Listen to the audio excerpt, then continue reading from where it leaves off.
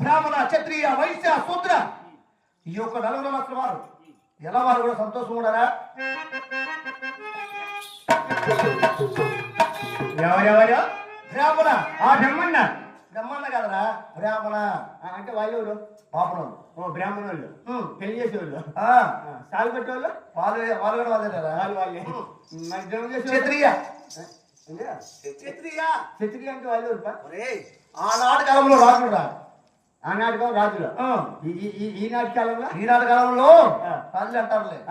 ఈనాటి కాలంలో కూడా రాజులు అంటారు. రాజులే అంటారు.